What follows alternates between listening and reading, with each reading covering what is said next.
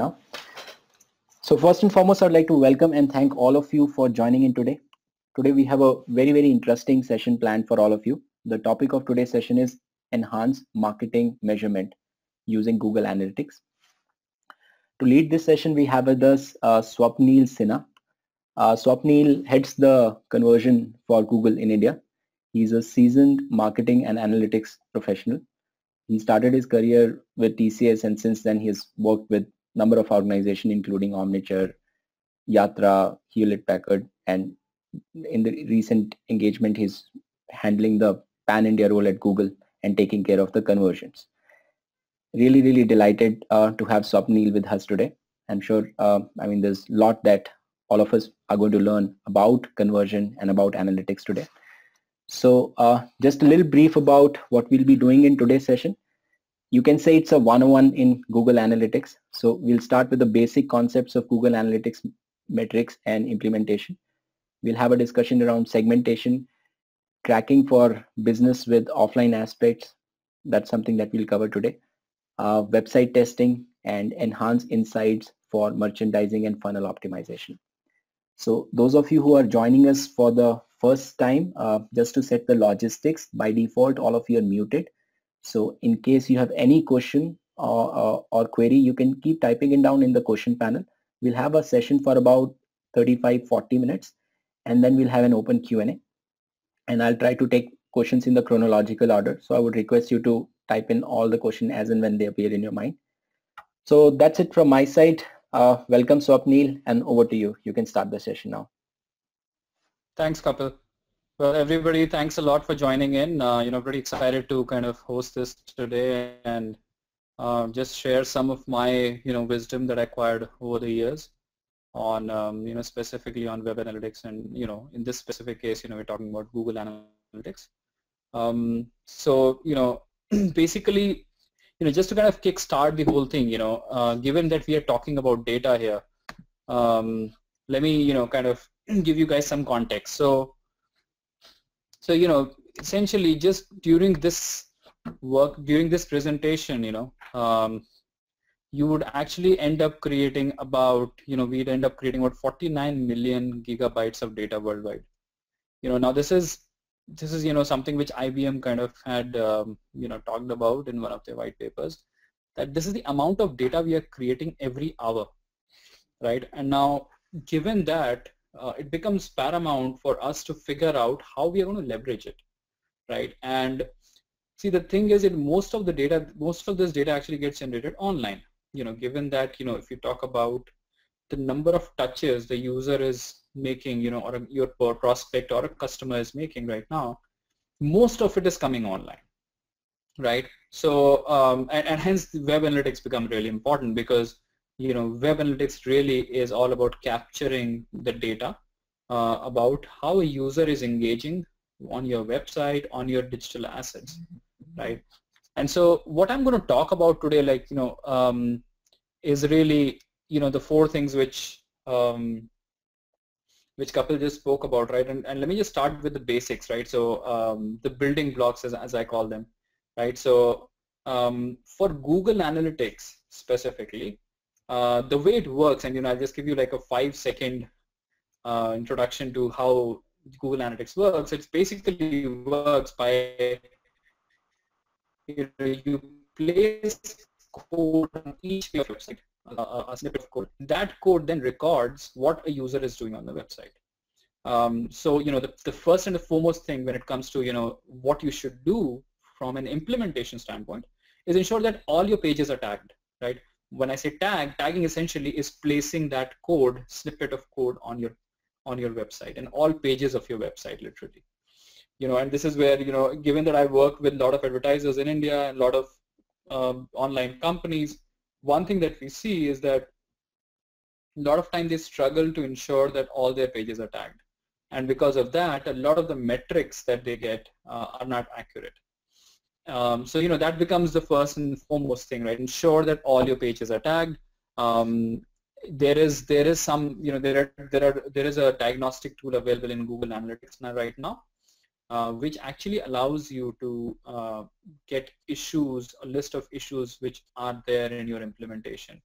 and it determines, that maybe there are certain things which are not working, there are certain tags which are incorrectly put, etc. So, so of course you can leverage those resources within the GA tool as well. The second thing, really, the second important point to think of is, customers first, tag later, right? So a lot of times, what I've seen is that people start becoming so obsessed about tagging and ensuring that they're tracking a user behavior that in the process they compromise on the user experience. Now that is, strict no-no, right? So, everything else comes later. The first and the foremost thing is you want to ensure that a user is having an absolutely wonderful experience on your website, right? And so, the first and the rule of thumb really is that if there is always a choice between customer experience and on the other hand, measurement and tracking, then of course you have to go the customer way first, and then figure out how can you do it without compromising on the user experience. The third is really, and this becomes very important, is, what is a unique page view, right? So you would have heard about what a page view means, which is essentially a page, how many times a user is viewing a particular page contributes to how many page views that particular page has. Now, in today's, with the kind of way technology has evolved over the years, with HTML5, with Ajax, etc., what's happening is that, people find it difficult to define their pages, right? Given that a lot of time what happens, a page, the URL of the page never really refreshes itself, right? A lot of content is served real time, basis user action, without the page being refreshed. And with that, it becomes a struggle to determine what a page view really is. And that's where the thumb of rule is really that, if a user, if the experience of a user on a page changes more than 50%, then you should definitely count it as a page view, right? Now, how do we do that is a totally different thing. I'm not going to cover that today. There's enough documentation available, but the point really is that from a process standpoint, you should figure out that if there is more than 50% change in the content on a page or refresh of the page, then you should count it as a different page itself rather than the same page, right? And cookies, right? So cookie, I'm sure a lot of you already know this. Cookie is really that piece of code which is, sitting on your browser, which determines that you are, a returning user or a new user, etc. It identifies you. Now, you can use these cookies to do a lot of good things on tracking. So yes, you should absolutely use cookies, leverage them to kind of track different things, right? For example, if a user is coming back after 5 days, using cookies, you can actually know what he did 5 days back when he came to your website for the first time, right? Now that becomes a valuable piece of information. That's already sitting on your cookie, in the cookie which is sitting on that computer from which the user is coming, right? So definitely use cookies. In fact, Google Analytics, and all the other web analytics tools, most of them out there actually use cookies extensively to track. So these are, some of the, kind of key basics, I would say. The other things really that I'm going to talk about are, oops, one sec, sorry, yeah. So the other thing really that you should think of is, and given we are talking about marketing here, it becomes important to identify the traffic sources which are getting traffic to your website, right? And that's where UTM tagging becomes important. So this is one of the terms you would frequently hear in Google Analytics terminology is UTM parameters. And what they are essentially are just some variables which are populated on the landing page. So, picture this, if you're running a campaign on Yahoo, for example, and a user is clicking on the ad and lands on your website, then the landing page URL would contain these UTM parameters, and they identify where the traffic is coming from, right? Same is the case with Twitter, etc., etc. So all the campaigns that you're running, wherever it might be, Google, Yahoo, India Times, etc., you would actually identify that source by tracking the source. So there are 5 key parameters really: UTM source, UTM medium, UTM campaign, UTM term, right? And so basically this is helping you identify the source, the campaign, the keyword down to the keyword level, etc., etc. And these are kind of just some examples of how you can do it. Just few pieces of information which you should be aware of. Essentially, there is, if you are using Google Analytics and you are also running AdWords campaigns in Google, then there is a way for you to auto tag. What auto tag means is then you don't need to add these UTM parameters manually for each URL. Instead, you just are going to link your AdWords account to your Google Analytics account, and then it automatically does it for you without you having to take care of thousands and thousands of URLs, etc. It automatically does it for you. So there is a huge incentive to ensure that whenever you're running Google AdWords campaigns, to ensure that that AdWords account is connected to your GA account. There are lots of online resources available which will help you through the steps as to how you can achieve that.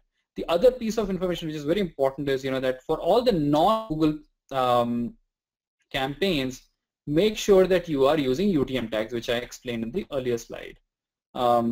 The other piece of information which is important is, while you are doing this tagging, ensure that the granularity is there in your data.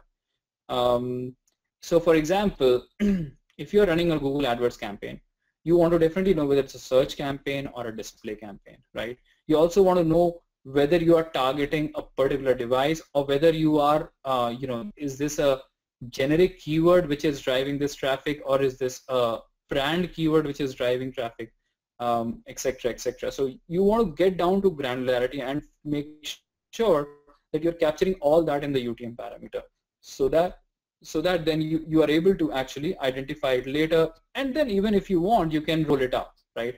But if you actually start at the top and all that you capture, let's say if all you capture is just the source which says Google paid, then that doesn't help, because you don't really know which paid campaign within Google AdWords is driving this traffic. Only when you get down to the the details, then you can really start to optimize as well, right? So that becomes really important. The two other things really to think about is, one of them being redirects, and that really plays havoc, and I've seen that, having worked with so many people, so many companies, I realize that redirects really completely breaks the whole tracking. Why?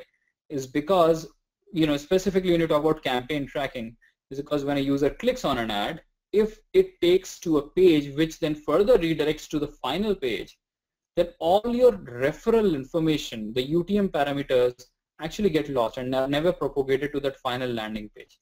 And what that does is, it does not allow GA to know, GA meaning Google Analytics here, Google Analytics to know what the source of this traffic was, or the source of this user was.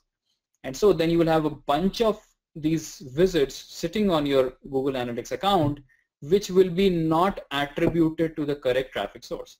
So that's the issue, right? So absolutely make sure that you don't have redirects. As much as you can, avoid them. And the last bit really is about self-referral, right? And those who are extensive users of Google Analytics will relate to this. Is that a lot of times what you see, let's say if your business is abc.com, if your website is abc.com, what a lot of times what you see is that in your traffic sources report, which should ideally tell you where the traffic is coming from, it displays abc.com as a referral, which means that I am getting traffic to my site from my site, which makes no sense, right? So that's not a referral anymore. So self-referral is a big issue which people frequently grapple with, and the reason for that is that the implementation is not correct.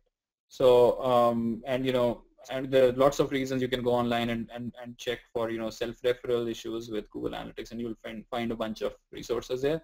But the point really is that make sure that you don't have self-referral on your GA account, because that is completely screwing all your when you say all your attribution.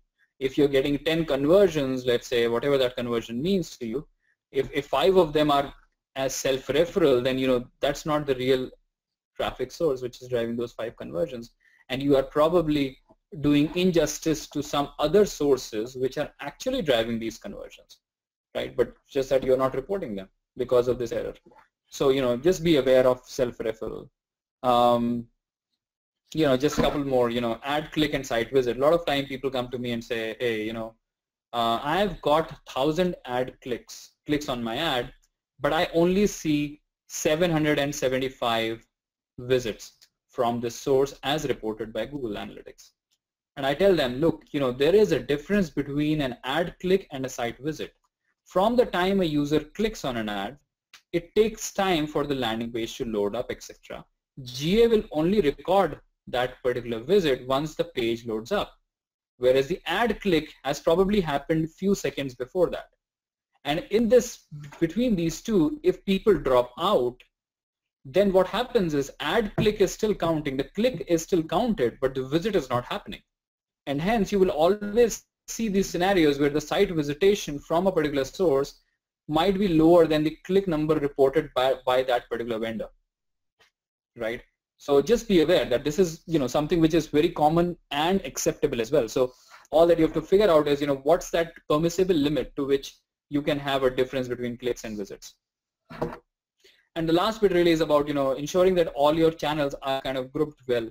All your traffic sources should ideally be grouped so that you are able to identify that from Google, let's say there were 10 different campaigns you were running, you can aggregate them and figure out what's my total value I'm getting from Google, what's my total value I'm getting from Facebook, what's my total value I'm getting from Twitter. Right, so start with get an overall number. The other thing to think of and the other thing to do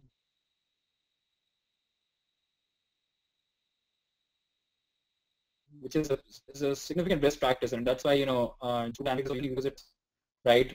What these are, basically these are goals, but these are micro conversions. So think of it, if your business, if your website exists for driving transactions, e-commerce transactions, then that is your end goal. But to achieve that end goal, there will be 5 or 6 other things that you would want a user to do before that, right? It could just be checking out your products. It could just be making a search for products. It could be adding a product to the wish list, right? Whatever else it might be. Now those are small steps, and you can count them as micro conversions by using something called as goals in GA, right? So just some examples here, right? So if you are like I said, product searches is another one which you can think of as because that's kind of the start of the engagement. A customer is coming to your website and searching for a particular product. That denotes a certain degree of engagement. Then similarly you've got product views, registers and logins, sign up for deals, newsletters, right? So people signing up for newsletters, that's an important step, right? People clicking on the store locator, locating where you are, where your physical store is, contact us, etc., etc. Now these are important things which you want to track as goals in GA, right? So that's one of the other things you should think of doing. What goals also allows you to do, in fact, what you should do is put a value to a goal. So what that means, if let's say you are you're a B2B business, right? And you are doing content marketing, right? So you have newsletters, etc., which you allow users to subscribe to. Then what you can do is you can count that as a goal, and you can put a numeric or a currency value to it. And the currency value to it would be basis. You can do a reverse mathematics and say, for every 100, for example, if for every 100 newsletter signups, right? If you see 5 final conversions that happen, then you know that your conversion rate is 5% from a newsletter sign up page, newsletter sign up step. So now you can work backwards and say that now these 5 conversions, let's say these 5 conversions are worth 1,000 rupees for me. Then you're talking literally about what is my per newsletter sign up, what's my value, right? So you do 1,000 divided by 100, and you say that 10 rupees. So essentially you're saying that every newsletter sign up is worth 10 rupees for me, right? So now you've put a currency value to it, and when you start to evaluate your marketing, your ROI on your marketing activity, on your campaign, on your traffic source, you start to do it that way and say, my net aggregate value from this particular source is these many rupees, because now I have put a value to it, right? And that's what this slide is really talking about, that let's start putting those values to it. It's fairly simple in how you do it in Google Analytics, where put a value to a goal. When you set up a goal, you can do that. And the last bit really is about e-commerce tracking, right? So of course, this may not apply to all the businesses. Some businesses which have an online e-commerce component to it, they, for their websites, you definitely should think of doing e-commerce tracking in Google Analytics. It's a very, very handy module of tracking, which allows you to, first of all, track how many people are, let's say, adding a product to the cart, how many people are checking out, how many people proceeded to the checkout, made a payment, how many people converted. So that entire funnel, and you can start to look at this funnel not just at an aggregate level, but also break it down, down to, for a particular product category, how is my funnel looking, right? And then you can start to make all your merchandising decisions around it, right? So maybe I want to change things around. There are certain products maybe which are really converting well for me, but then they don't have enough exposure right now, right, on my website. So can I change that? Can I create more visibility for those products, right? So then you can start to make those changes. So all that can be done by using e-commerce tracking. You can drive all these insights, which will then help you take these decisions as to, what should I do on my website, right? The second bit of information really, which I'm going to talk about today is on segmentation. Now, segmentation is, again, given that we are talking about marketing, segmentation becomes important, right? And the reason why it becomes important is because, and this is, a favorite quote of mine, which Avinash, Kaushik, those of you who don't know him, just do a Google search, you'll find who he is. He's a pretty respected, voice in web analytics space. Again, a Googler, works with us only. He says, that analyzing data in aggregate is a crime against humanity. He's got such strong views, and I totally second it. The point is that if a user is really, if you are, as a user of web analytics data, you are only looking at aggregate data, then you are absolutely not doing justice to the different sets of users that exist on your website, right? So essentially what you're doing is you're saying that, all my users have the same needs, they come from the same place, they all absolutely behave the same way, right? So that's what an aggregate does. If you are just aggregating your data and saying that, from Google, for example, from Google traffic source, I'm getting, these kind of traffic, which typically has a bounce rate of ABC, has a, a new user percentage of etc., etc. If you start to put these numbers, then what you're in essence doing is you're saying, hey, Google, only gives me a particular kind of users. But the reality is, if you start to drill down, you might get a lot of very interesting, insights. And so that's the other thing, that one has to think of. And with Google Analytics, you can actually do it in two ways. There are two sets of, capabilities which are available really. One is you can now segment in Google Analytics at a user level. Let me just talk about that a little more. See, typically a segmentation in a web analytics tool would be on a session or on a visit. So you would say, segment my users. As an example, you would say, segment my users who came from a particular location, right? And now the same user could tomorrow come from a different location, right? Because he might be traveling and he might log in from a different city. The point is, now in Google Analytics, you can actually segment not at a session level, but at a user level, right? So if you say, you can now, for example, do a segment saying, get me all the users whose first visit was from Google paid campaign, and the campaign name was XYZ, right? So now you got these set of users who came to your website from this campaign, and their first visit was from this campaign. So your acquisition really of traffic was from this campaign. And then you can start to study this set of users and figure out what they did thereafter. That is the power of it, right? Because then you can start to understand the lifetime value of a user, understand, what is the overall behavior of a user across the different sessions, across the different touches that he comes to you, right? So that is the user segment. The other bit that you can do with Google Analytics Advanced Segments is sequence filters.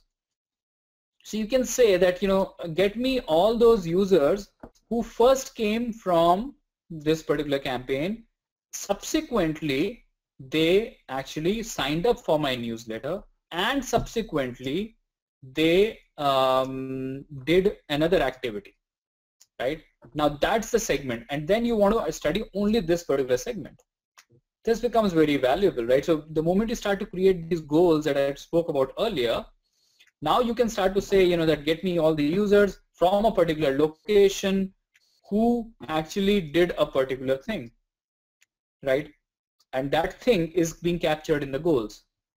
So then you have that whole funnel. You basically are able to create that particular segment, study the behavior, test your hypothesis, right? So ultimately, and this is what I say, given that I know a lot of businesses really, while they think that they are really, taking decisions basis data, but in reality, a lot of them actually still rely so much on the hunch, and essentially why that is because either they don't trust their data, or there's somebody up there who, who thinks that, he has a better understanding of the user behavior than anybody else.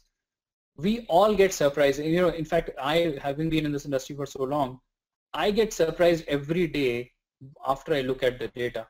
So I might think that, a user might behave in a certain way, and I might have an hypothesis. Data a lot of times surprises me. So there's nothing better than doing your analysis yourself and figuring out what's really happening, rather than basing it on certain hypothesis or certain past wisdom, because past wisdom, the user behavior online is changing and evolving so fast. Unless you look at your data, you can't really take the right decision. So, and that's where these filter options come in handy. So let me just take you through some examples of segmentation that you can do with Google Analytics, right? And that will give you some sense and idea of, what can you do. Now, internal search-based segmentation, a lot of the websites actually that exist have a functionality within, within their own website, which basically allows users to make a search. So, and of course, if you look at, for example, travel websites, right?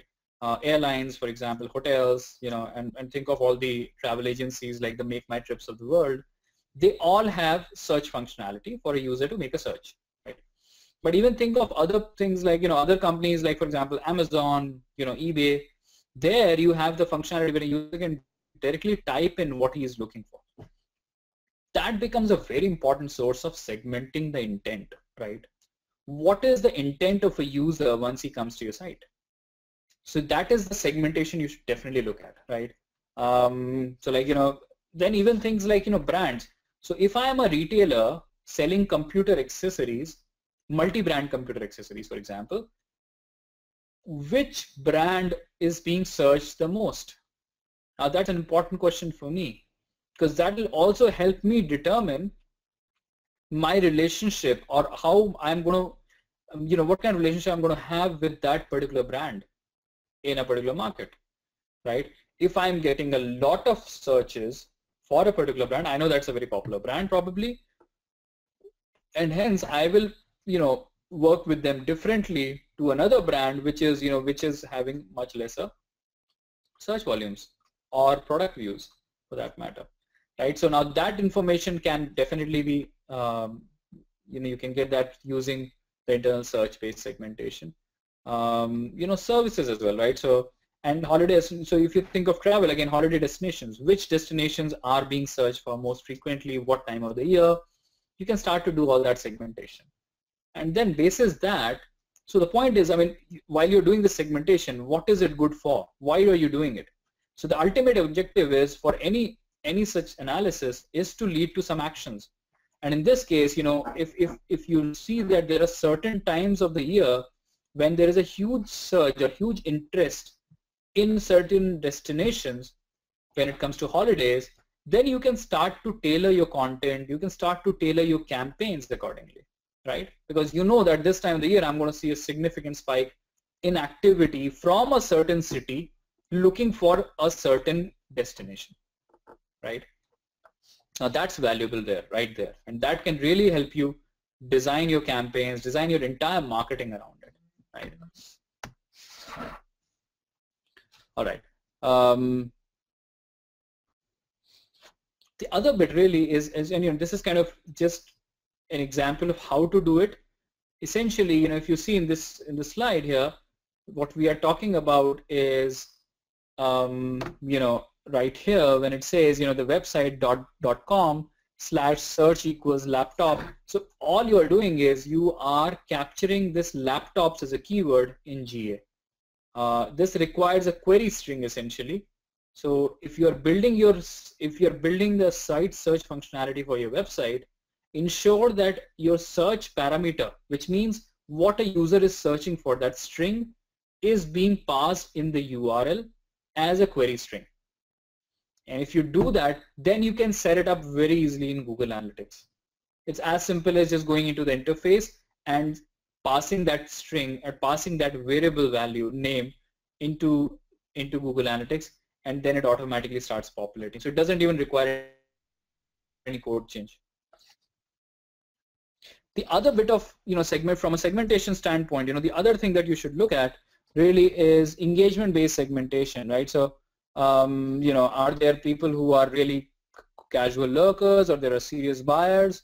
How many steps, micro steps did they take? How many products did they view? If they viewed a lot of products on your website, they are definitely an engaged set of users. And then you should probably treat them differently from set of users who are casual lurkers, for example, right? And you can also identify which sources are driving more serious buyers for you versus more casual lurkers, right? And it's fairly simple on how to do it. I'm not going to cover it in detail, but as you can clearly see, you are basically saying that in this case, as an example, hotel. You basically are saying hotel. How many people actually are viewing the photographs on a hotel, right? And you are assigning a value which I spoke about earlier. Monetary value is what you're assigning here, saying this is basically every photo view or every 10 photo views are worth $2.5 for me, right? So then you can start to put this monetary value, and you can start to see this in your reports.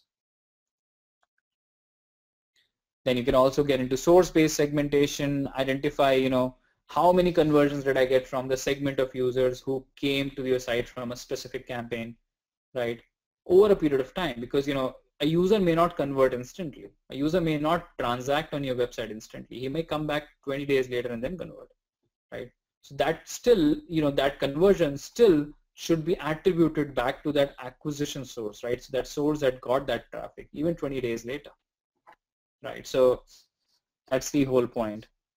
The other set of interesting reports that you can see in Google Analytics, and this is one sample such report, is demographic reports, right? So you can also segment your users, and this is really, if you're a brand marketer, this becomes very important, right? So you always want to identify your demographic segment, right? So you can, in GA now, you can identify the age, the gender, etc., etc. This is using inferred demographics in Google Analytics. Which basically infers your age, your gender, basis your browsing behavior. What gender, and then it also looks at and gives you interest-based segmentation. So it basically identifies whether you're a technophile, whether you are a movie lover, and it gives you a snapshot that for your entire website traffic, how is that traffic split amongst these categories, right? And you might see that there are certain categories which are doing a lot better on your website than other categories, right? Like for example, in this case, you see that news junkies and avid readers, this category has a much better conversion rate than all the other categories, right? And because you know this, you can now think of even getting more such users on your website. So then your marketing would be around reaching out to more such users, right? This segment right here. This basically talks about how you create segments. In essence, you're talking about literally, the bunch of reports that you can, bunch of filters that you can use to identify your segment. And you can see you can actually do a segmentation at a user level or at a visit level or a session level, right? Now, like I explained earlier, the two are different, right? A user is you might be coming and visiting my website 6 times in let's say a month. Then you are still one user for me, but 6 different sessions. So when you are doing your analysis, are you looking at a session or are you looking at a user? So you can define the scope of your user, scope of your segment. Then you can then just think of the conditions in terms of whether a certain product category was viewed, etc., etc. So a bunch of these things you can do with segmentation, right? So I'm not going to get into the details, but essentially the point is that you can also get into sequencing, and like I said earlier, so you can say people who actually did a checkout but did not transact, right? So then for those particular users, do you want to reach out to them in a different way? You can. I'm just going to give you a quick case study and then we'll move on to the next topic. So this is one of the hotels and resorts, right? So they actually deployed Google Analytics and they were looking at segmentation. They actually created a lot of advanced segments to compare the conversion rates, and they wanted to then tailor their marketing, their ad techs, etc. basis that, right? And what they figured, and after they actually did this analysis, they actually implemented all the insights, basis all the insights that were given. They implemented a lot of changes in their marketing, and what they found was that it led to a significant improvement in their average order value, almost 30%.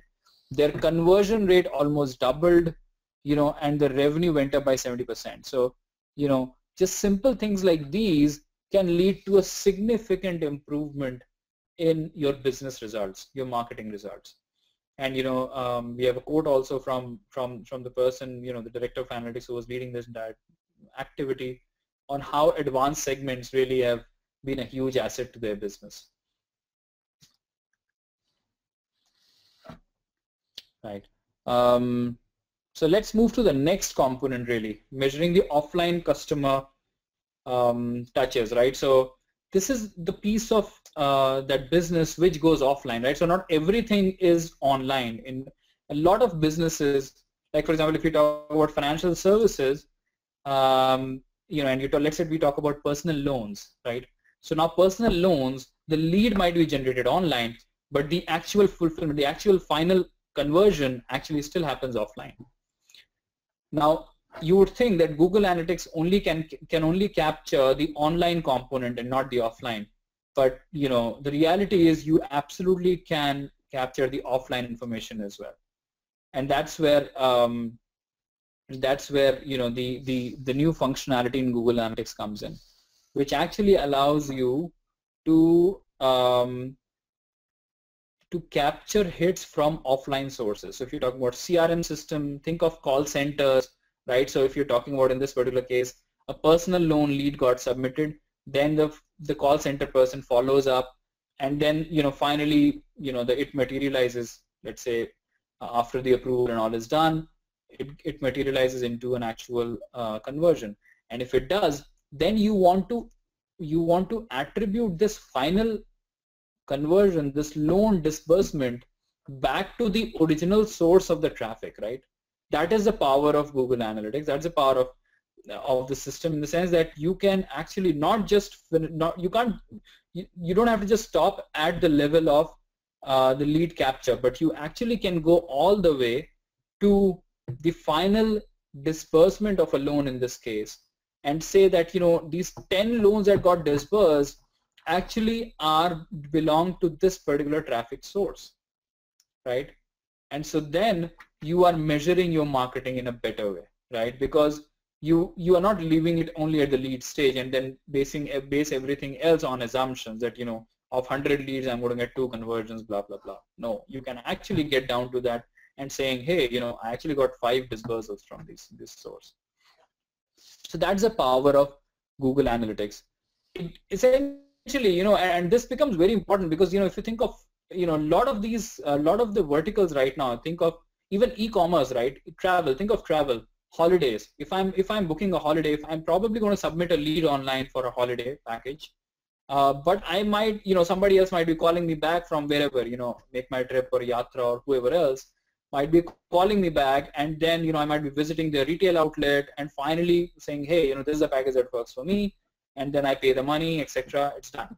Now, when that money is paid and the booking is done, that's the data that I'm looking for. And if I capture that in GA, which I can, technically I can capture that in GA now, and I can see a full report, something like this, and so this will give you a very good sense of what it is going to look like.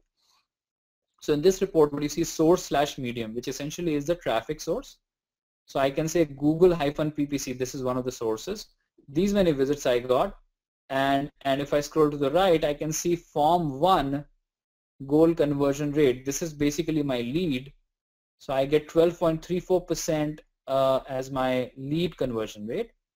And then I am also getting, if you look at, if I look at goal 3, which is offline closed win, 3.83%. So I can see that 12.34% was my lead conversion, and 3.83% was my offline conversion, which means the end conversion which happened offline. So now I'm actually able to attribute this 3.83% back to Google PPC. And that's what I was talking about earlier. Now you can really do this for all sources and figure out, which sources have a higher, provide me with users with higher propensity to convert offline, etc., etc. Very valuable piece of information. Okay, last topic for me, and then we'll be done. Essentially, this is around testing, right? So, and for any online business, it becomes paramount to think of testing. And why is because otherwise you are going to rely on your judgments, which in a lot of cases are different from how a user expects you to be, right? While you might think that, this beautiful website that I've created is the most wonderful thing out there, a user might have a different view, right? And what matters in the end is the user and not what you think, right? And that's where testing comes in. So don't get into this hippo trap, right? And a hippo trap is basically the highest paid person's opinion, right? So in your organization, you have to challenge the hippo, right? The person who's the highest paid, and just because he's highest paid, his opinion counts. No, ultimately what should count is what your user thinks, what your customer thinks. And think of this, right? So, in this particular case, there are 2 versions of a page. So what is A/B testing? I'll get to that. There are 2 versions of a page, and if you see, one version of a page has a search with a with this lens here, and the other one has a search button. And what you see is that one version of the page actually gave them 6.3% more revenue per visitor. Just one small change. Just some context, some numbers for you. Marketers typically spend $92 to acquire traffic and only $1 to optimize it.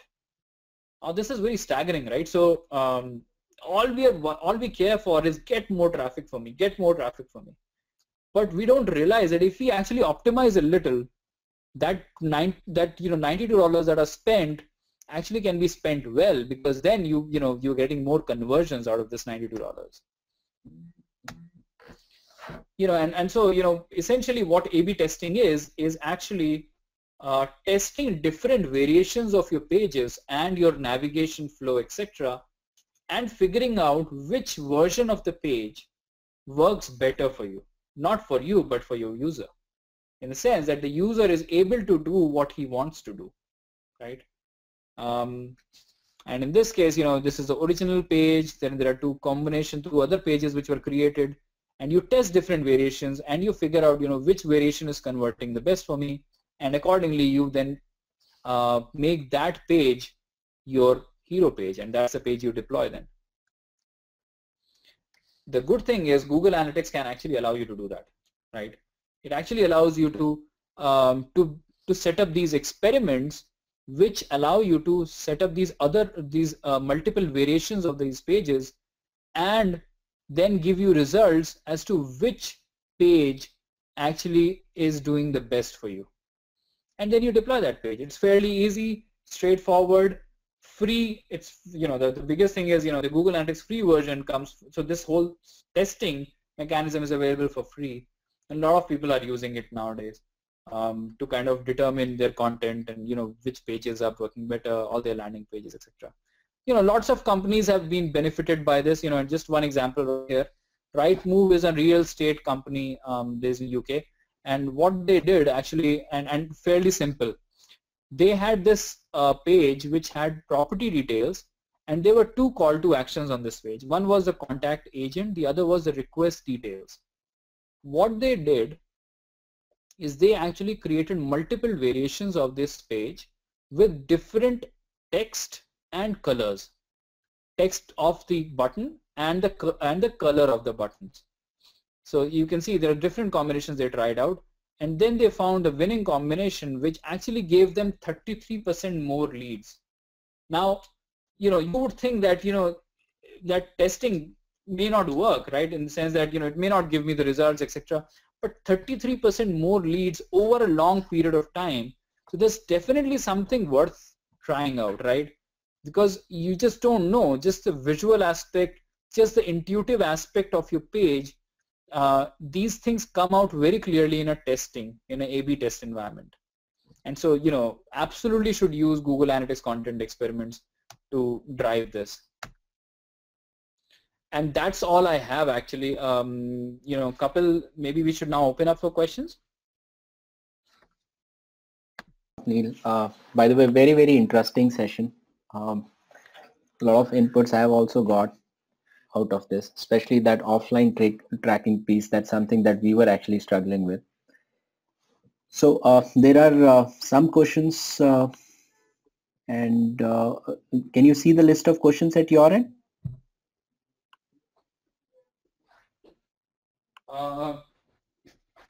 Let's just hold on for a minute. Yeah. Swapnil, am I audible now? Yeah. So there is a question from Sundran. Yeah. Sondra. I have a query regarding Google Analytics. Can two different Google Analytics account track traffic on the same website using the same tracking code? Yeah, okay. That's a good question. So the answer to that is yes and no. We don't recommend putting two so as you guys would know, some of you might already know that there is another version of Google Analytics which came out recently, which is called Universal Analytics. What Universal Analytics does is actually it's an advanced version of Google Analytics. It's still Google Analytics. It's not as if Google Analytics is going away. It's just called Universal Analytics. If you have a piece of code which is Universal Analytics, which is tracked in a different account, and then you have the Google Analytics, the classic version, the earlier one, on the same page, and then you are okay. But if you've got two classic analytics codes pointing to different accounts on the same page, it may or may not work. We don't recommend that. So the official word from Google on these things is, that we don't recommend that having two classic analytics codes on the same page pointing to different accounts. It will still work. In most cases I've seen it does work. And in fact, a lot of clients actually, there are lots of websites which are, if you think of payment gateway sites, etc. A lot of times you would have multiple accounts, Google Analytics code on those pages, because some of them send data to their the payment gateway G account, and the others might be sending it to the merchant as well. So yeah, the answer to it is, if it is Universal Analytics codes, two Universal Analytics codes, it will work. If it is Universal Analytics and GA Classic, it will work. If it is GA Classic and GA Classic, it may or may not work. Great. I hope you got the answer. The second question is from Om Prakash. I remember you mentioned about two of the UTM problems, which was redirect and self-referral. So Om Prakash wants to know, kindly let us know how to remove self-referral traffic. Okay. So yeah, the self-referral traffic is, an interesting one. So, so the way to look at it is that somewhere along the user navigation path, what is happening is, so if a user is, let's say, coming to your website, visiting 10 different pages and then leaving, and then let's say transacting and then leaving, what is probably happening at some point during this navigation path, the cookie which is storing the information about your traffic, about the source of this user, is probably getting reset. And it is getting reset because of maybe inconsistent GA codes, right? Maybe you have two different versions of the code running for the same account on two different pages. Now when a user goes from one of those pages to the other of those pages, something is happening, right? So that is the first scenario. The other scenario that I can think of is maybe there is in the path, in the user path, maybe there is a page where the tagging was not done. There was no GA tag present. Now in such a scenario, you might also see self-referrals. There are more such scenarios, right? So now I can't explain all of them here right now, but the point is if you actually do a simple Google search for self-referrals in Google Analytics, you will get a bunch of those. So there's actually a resource, an interesting resource available on Google domain, which will give you all those possible reasons. You'll have to probably go through each of them, ensure that that each of them are ticked and you have checked them to ensure that you don't have. The other thing to think of is cross-domain tracking. One of the solutions is cross-domain tracking, which is essentially around ensuring that when a user is, and this frequently occurs in payment gateways, etc. Right? So if you're an e-commerce website, you are when you do the payment, when you make the payment, you're redirected to a payment gateway and then you come back again. A lot of times what happens is that those payment gateway sites actually also show up as referrals. So that's not self-referral, but that's another form of referral which also is incorrect, because and so then that's where you'll have to think about doing cross-domain tracking as well, which so cross-domain tracking is basically, if you do a Google search, you'll find what it is. But the point is that with cross-domain tracking, you are able to manage these a lot better. These referrals which show up, which you don't want to show up. The third bit of information I'll give you on this is Universal Analytics. Right? With Universal Analytics, you can now exclude those domains which you do not want to show up as referrals. This can be done not in the code, but actually in the UI. So in Google Analytics Admin Console, there's a place where you say that, hey, if any of these domains shows up as referral, don't count them as referral. So then it will not count as a referral and it will look at the original source then. So this payment gateway scenario that I just explained can be taken care of in Universal Analytics. So there is one reason for you to think of upgrading from Google Analytics Classic version to Universal Analytics. While that is not in scope of the conversation today, I'll just quickly give you an idea on what that is. So, the GA Classic version has a different code. Universal Analytics is a different code. So if you have to migrate from Classic to Universal Analytics, which everybody should do because both are free, the Universal Analytics is also free just like GA Classic. The thing is, if you upgrade, then you basically have to do it in two steps. The first step is to upgrade your GA account to Universal as a Universal, and the second bit of information is to upgrade your code. The code on the page should also be upgraded from Classic to Universal Analytics. So those are the two sets of things you'll have to do, and then you upgrade to Universal Analytics, and then you can manage this self-referral issue and also, you know, payment gateways showing up as referring domains, etc., using the UI itself. I hope that answers your question. Great. Since we are actually talking about this, there are a lot of questions regarding comparison between classical analytics and universal analytics. There's a question from Srinivas, what do you recommend, classic and universal? And there is a question from Vinayak. He wants to know, in classic analytics, it's easier to control cookie, but in GA, it's not that easy. So what do you recommend for GA? I mean, just to give you a real life example of that, like in our sales team, we need to tell our sales guys what is the source of the lead, and you know that's being a real problem. So using a classic GA, you can hack the by reading the cookie and sending out the source to the CRM as a parameter. But what is a cleaner way to do it when it comes to controlling the cookie? Yeah, so you know, I would, first of all, you know, when it comes to hack and all, you know, we in Google don't recommend hacks, you know, for obvious reasons. But the point really is that universal analytics is the way to go, because you know, this product that we've come out with is actually, we are very excited ourselves about it, and the reason why we say so is that there are lots of features which universal analytics is going to offer. I am not covering that today in the session, unfortunately, but you know, maybe we can plan a different session for that. Essentially, with universal analytics, you can do cross-device tracking, you can do advanced level of e-commerce tracking, and a lot of other stuff which you could not do with GA Classic. So you know, when it comes to attribution for your leads, my recommendation, you have a better chance of doing the correct or you know, of correctly attributing if you move to universal analytics, because it gives you more flexibility.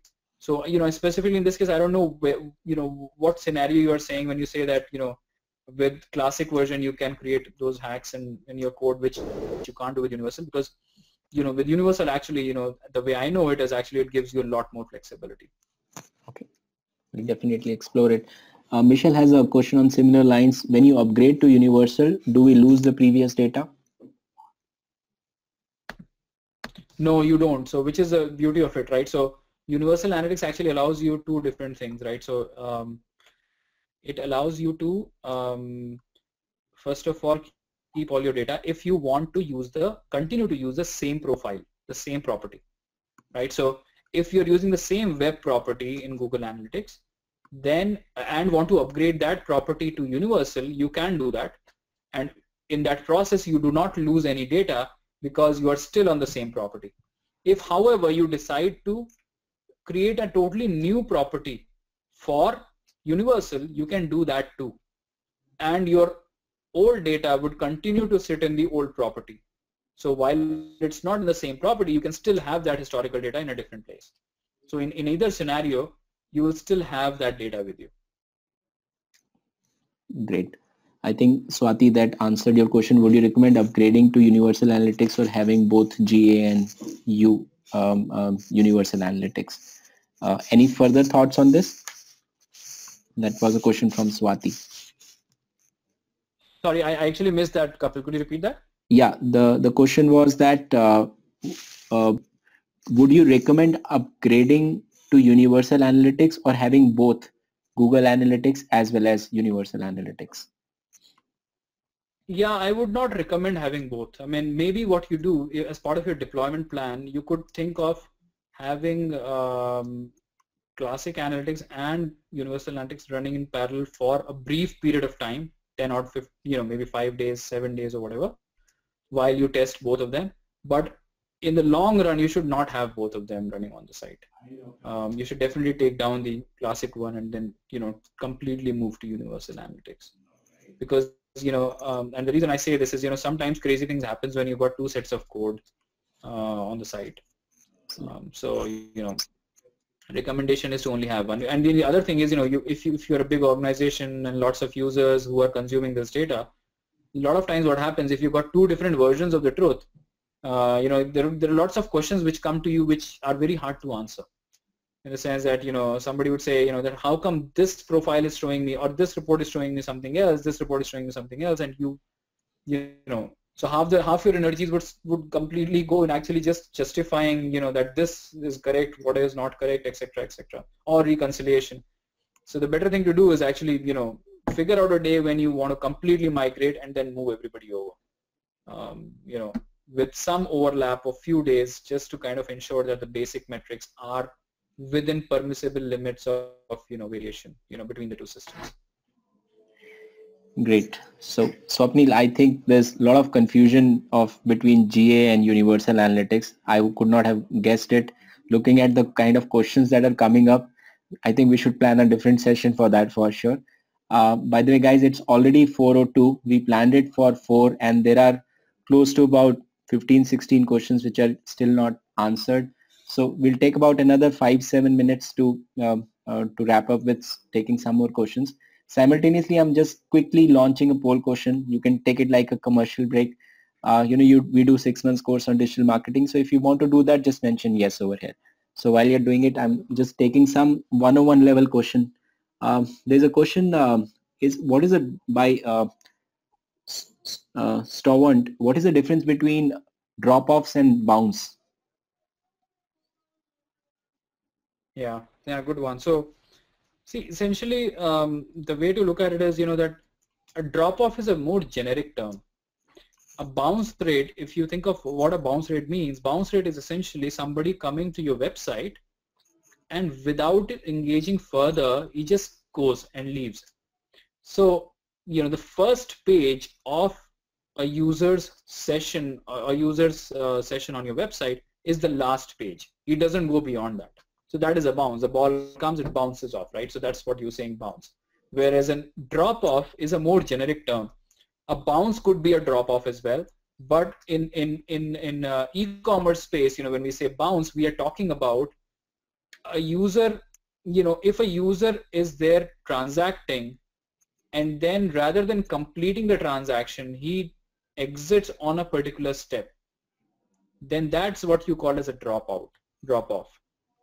So rather than, if it's a 5-step process to make a purchase, for example, rather than completing those 5 steps, if somebody actually drops out in between, then that's a drop-off. So the two are very different in that sense. A bounce is a metric that you would typically use if you are evaluating whether your marketing is driving the relevant set of users for yourself or not, right? If you have a high bounce rate on a particular campaign, then maybe that campaign is not driving the relevant users to your website. If I'm looking for, if I'm looking for example, if I'm looking for a holiday, to let's say Hawaii, and I make a search, but the web page that opens up is a generic page which talks about holidays in general and not Hawaii specifically as a destination, then that's low in relevance for me and I will bounce out. So that's a bounce right there. Hope that answers that. Yeah, I think so. So another similar kind of question, is active user and unique user means the same in GA? By Sandeep Paul. I'm sorry, repeat that please. Is active user and unique user means the same in GA? Oh, active user and unique user, okay. See, active user is, so there are two contexts to it. One is in the app world, if you talk about mobile apps, so GA also has an offering on mobile apps.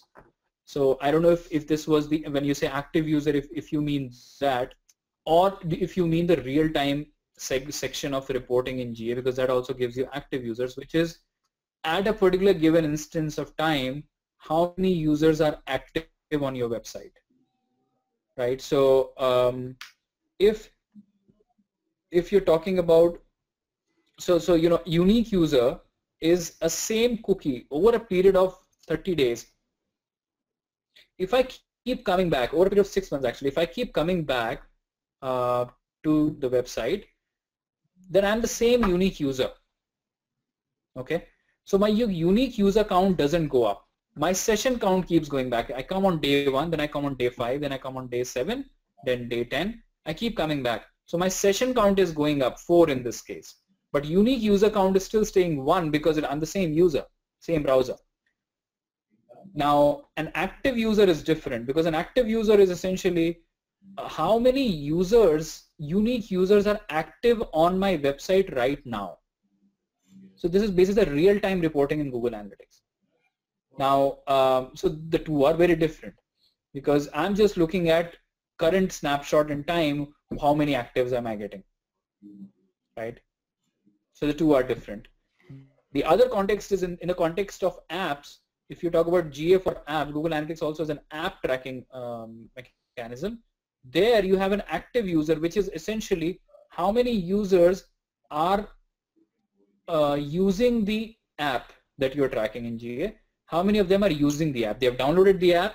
Now, how many are active on that app? Not at that point, but in a period of, in a span of time, have they logged in or have they used that app or not? If they have, then they will be counted as an active user. Okay, great. So guys, there are lots of questions. We are already at 4:08. So some of you are asking what happened to my question. So it will not be possible for me to take up all the questions right now. I'm actually taking last 2 questions now. There's a question from Nimit, and I'm sure Swapnil, you've answered that question possibly 100 times in last 1 year. Sometimes it is found in the organic search that some keyword column is showing not provided. Is there a way to get the keywords against which the analytics shows not provided? Can you please suggest something on this? Yeah, so so this is basically part of, yeah, you're right. I mean, it's been at least 100 times I've answered this, and the thing with this is that ever since we migrated to a secure search, we meaning Google migrated to secure search. So if you actually make a search now, you'll see only coming as a secure search, HTTPS. And what's happening is for these HTTPS searches, we are not passing the keyword information for organic searches into Google Analytics or any other analytics platform for that matter. And that is purely from a privacy standpoint. We don't want to pass that information because you already, most of the searches right now that are happening are logged in searches, which means a user is already logged in on Google, either through Gmail or Google Plus or whatever else. So then, when a user makes a search going to Google, we already know who the user is. So we don't want to pass that keyword information back to these external platforms. Google Analytics, of course, is still internal to Google, but at the same time, we respect the privacy of a user as to kind of searches he's making. We don't want that to be published in any other reporting forum. So, and hence the reason. So the only way you can do this is look at webmaster tools. Unfortunately, that will give you a list of all your organic keywords which are driving traffic to your website. The thing with that, of course, is that you can't get the behavior level metrics in webmaster tool. So for a particular organic keyword, what did a user do, that you will not get, unfortunately. Having said that, even if you're getting 10% of your traffic or 10% of your organic searches are still showing up as keywords, and only let's say 90% show up as not provided, those 10% can be looked at from an analysis standpoint and extrapolated to 100%, right? And you can think of, for those 10%, how can I derive some meaningful insights from there? And that's what a lot of people right now are doing actually, because this is a very frequent question I get, and my answer is that hey, you start to look at those 10% which you get data for, and then figure out on extrapolating that. Great. So let me take the last question now. Tanupriya Shankar, she has a question for demographic segmentation. Is it imperative to have a privacy policy, and also the GA is linked to Google Webmaster? Yeah. So yes. So the demographics data, by the way, is inferred demographics. Like I said, it's not real data of a user. But having said that, this definitely requires an update on the privacy policy of the website, right? So the website privacy policy absolutely has to be updated. This basically requires a code change as well, by the way. So the classic version of Google Analytics, or the old version of Google Analytics code would not give you this reporting capability. But with a code change, you can actually start to see this demographic information populated. But this absolutely, like you said, requires the privacy policy to be updated, just to indicate that hey, we are capturing some more information. And what was the other question again? Sorry, I missed And that. also the GA is linked to Google Web Analytics for demographic targeting. Is that's also mandatory? Google linked to Google Webmaster.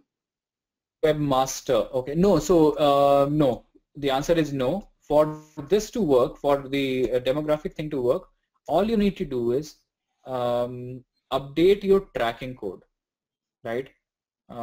So it's basically, if you want to Google for remarketing code, remarketing with Google Analytics, tracking code change, something like that. If you search for, you will get the change that you require to make. It's essentially the change in the cookie that tracks the user. Instead of a first party cookie, we'll move to a double click cookie instead of a Google Analytics cookie. So then what happens is that we are able to track this user. The other change, like I said, is the privacy policy update. It does not require you to link your webmaster to GA. No. Great. I think we're already at 4:13. So guys, really want to thank all of you for participation. I was not expecting the session will go so intense, and I don't know what you were expecting, Swapnil, but there were a lot of very, very interesting and insightful questions being asked, and I hope we were able to do the justice by answering all of them. And really want to thank you, Swapnil, for taking time out and helping us out with all the information. Very soon we've recorded the session, so we'll send you the recording of this session over email in another couple of days, and we'll do a blog post on this also. So if you have any further question, you can actually just mention it as a comment there, and we'll try our best to respond to that. So yeah, that's it from my side. And thanks a lot, Swapnil. It was very, very good session for me as well. Thanks, Kapil. Thanks, everyone. Really enjoyed doing it. Thank you. Thank you. Thanks, everybody. The session is closed.